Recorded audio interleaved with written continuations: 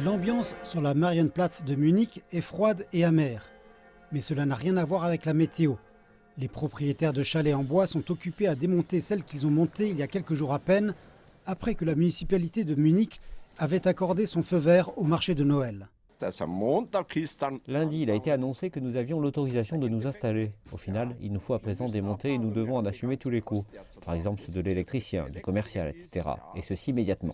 Personne ne nous rembourse les coûts.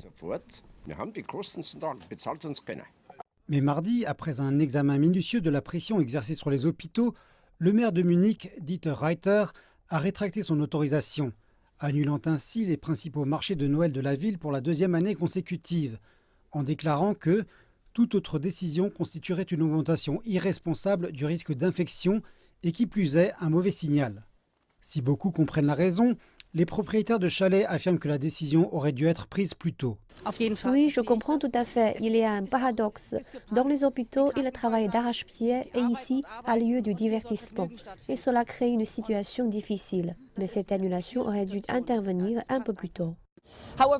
Cependant, les marchés privés qui peuvent maintenir les contrôles nécessaires pour garantir que chaque personne qui entre est soit vaccinée ou récemment guérie auront toujours l'autorisation de fonctionner.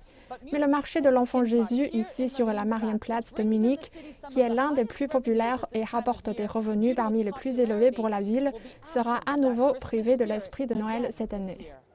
Les célèbres marchés de Noël de Munich attirent habituellement environ 3 millions de visiteurs locaux et étrangers qui viennent déguster du vin chaud et grignoter des châtaignes grillées, tout en achetant des babioles de saison au milieu des rangées de chalets en bois.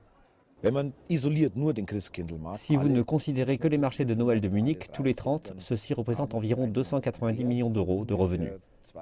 Mais sans les marchés de Noël, nous assisterons à une chute importante des visiteurs et bien sûr à moins de dispositions à l'achat dans les autres boutiques. Le Land de Bavière, dans le sud de l'Allemagne, est aux prises avec un nombre record d'infections à la Covid-19, soit près du double du taux d'incidence nationale de 312,4, ce qui a entraîné un resserrement des activités publiques, en particulier pour les personnes non vaccinées. Les restaurants, les événements culturels et même les transports publics sont soumis à la règle allemande des 3G, selon laquelle il faut être vacciné, guéri ou avoir un test Covid négatif pour y entrer. La Bavière est allée un pas plus loin en appliquant la règle dite 2G, ce qui signifie qu'un test négatif n'est plus suffisant dans de nombreux endroits. Et on rapporte que le Premier ministre Markus Söder surveillerait de très près l'efficacité de la mesure de confinement prise par l'Autriche voisine pour ses 1,6 million de citoyens non vaccinés. Alors que les marchés de Noël privés, beaucoup plus petits, seront autorisés à ouvrir comme prévu lundi, ce précédent de fermer les marchés de Noël publics pourrait convaincre d'autres villes allemandes de faire de même.